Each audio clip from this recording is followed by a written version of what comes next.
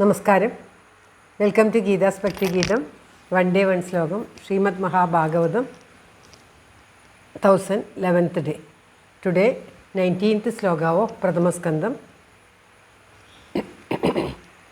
13th chapter. For details please see the description box. Geetha's Bhakthigeetham ഒരു ദിവസം ഒരു ശ്ലോകം. ശ്രീമദ് മഹാഭാഗവതം 1011 ദിവസം. ഇന്ന് 13ാമത്തെ അധ്യായത്തിലെ 19ാമത്തെ ശ്ലോകം. ഓം നമോ ഭഗവതേ വാസുദേവായ. ഓം ശ്രീകൃഷ്ണ പരമാത്മനേ നമ.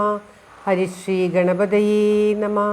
അവിഘ്നമസ്തു ശ്രീ ഗുരുഭ്യോ നമ. ഓം തത്സത്. കൃഷ്ണം നാരായണം വന്ദേ. കൃഷ്ണം വന്ദേ വ്രജപ്രിയം.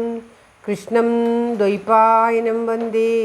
കൃഷ്ണം വന്ദേ പൃഥാസുതം. ശ്രീപരമാനന്ദനാഥനായ അദ്വൈതദീപമായി മോക്ഷേക്ഷു വൃന്ദമന്ദാരമായി കാരുണ്യവാരിധിയായി വിഭൂദേശനാം നാരായണൻ മമ മന്ദത മാറ്റണം. ഓം തത്സത്. ശ്രീമദ് മഹാഭാഗവതം 13ാമത്തെ അധ്യായത്തിലെ 19ാമത്തെ ശ്ലോകം. പ്രതിക്രിയാന യസ്യേഹ കുതശ്ചിത് കർഹിചിത് പ്രഭോ സയേവ ഭഗവാൻ കാല സർവേഷാം ന സമാഗത. ഓം തത്സത്. പ്രതിക്രിയാന യസ്യേഹ കുതശ്ചിത് കർഹിചിത് പ്രഭോ സയേവ ഭഗവാൻ കാല സർവേഷാം ന സമാഗത. ഓം തത്സത്. പദം പിരിക്കേണ്ടത് പ്രതിക്രിയ ന യസ്യ ഇഹ കുതശ്ചിത് കർഹിചിത് പ്രഭോ സ ഏവ ഭഗവാൻ കാല സർവേഷാം ന സമാഗത.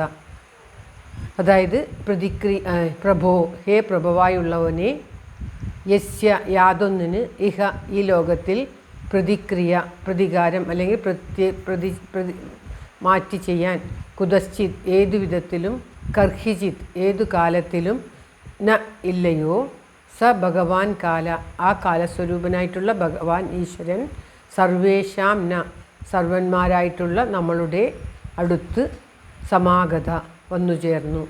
അതായത് വിതുരർ ധൃതരാഷ്ട്രരോട് പറയുകയാണ്, അല്ലയോ പ്രഭുവായിട്ടുള്ളവനെ, ഏതൊന്നിന് ഈ ലോകത്ത് പ്രതിക്രിയയില്ലയോ, പ്രതികാരമില്ലയോ, പ്രതികാരം എന്ന് പറഞ്ഞാൽ നമ്മൾ ആ അർത്ഥത്തിലുള്ളതല്ല, വേറെ ക്രിയ അതിന് പകരമായിട്ട് ചെയ്യാനായിട്ട് ഒന്നുമേ ഇല്ലയോ, ഏതു വിധത്തിലും ഏത് കാലത്തും ഒരിക്കലും ഇല്ലാത്ത ആ ഭഗവാൻ കാലനായിട്ടുള്ള ആ കാലസ്വരൂപനായിട്ടുള്ള ഈശ്വരൻ നമ്മുടെ എല്ലാം അടുത്ത് എത്തിക്കഴിഞ്ഞു. എന്തെന്നാൽ അവരെല്ലാവരും പ്രായമായിട്ടുള്ളവരാണ്, വളരെയേറെ വയസ്സായി പോകേണ്ട സമയമായി. അതുകൊണ്ട് തന്നെ പറയുകയാണ്, ഏതു വിധത്തിലും തടുക്കാൻ കഴിയാത്തത് ഈ ലോകത്ത് ഒറ്റൊരു കാര്യം മാത്രമേ ഉള്ളൂ, അത് എല്ലാവർക്കും ഉണ്ട് താനും.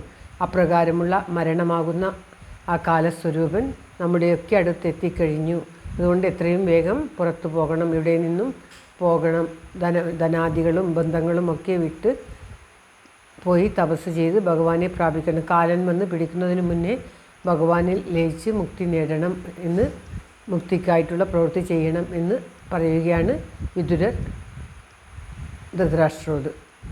ആ കാലസ്വരൂപൻ്റെ മഹിമ കൂടി കാണിക്കുകയാണ്. ഏത് കാലത്തും ഏത് വിധത്തിലും എവിടെയും എങ്ങനെയും ഒരു രക്ഷയും ഒരു പ്രതിക്രിയയും ചെയ്യാനില്ലാത്ത ഒരു കാര്യമാണ് ഭഗവാൻ നമ്മെ കൊണ്ടുപോകുന്നത്.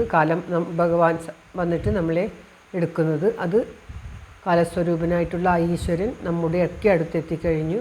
അതിനൊരു പ്രതിക്രിയയില്ല. അതുകൊണ്ട് എത്രയും വേഗം രാജധാനിയിൽ നിന്നും പോകണം എന്ന് പറയുകയാണ് വിതുരർ ധൃതരാഷ്ട്രരോട്. ധൃതരാഷ്ട്രർ ഗാന്ധാരിയെല്ലാം ഇപ്പോഴും ഹസ്തിനപുരത്ത് പാണ്ഡവന്മാരുടെ രാജധാനിയിൽ സുഖിച്ചു കഴിയുകയാണ്. അതുകണ്ട് സഹിക്കവയ്യാതെയാണ് വിതുരർ ഇപ്രകാരം പറയുന്നത്. ശ്ലോകം ഒരിക്കൽ കൂടി.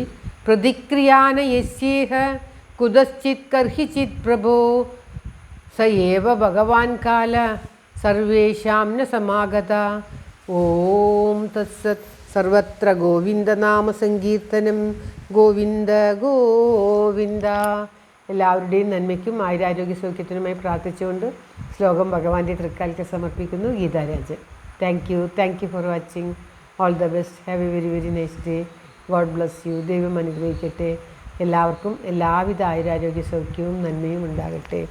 ഓം തത്സത്.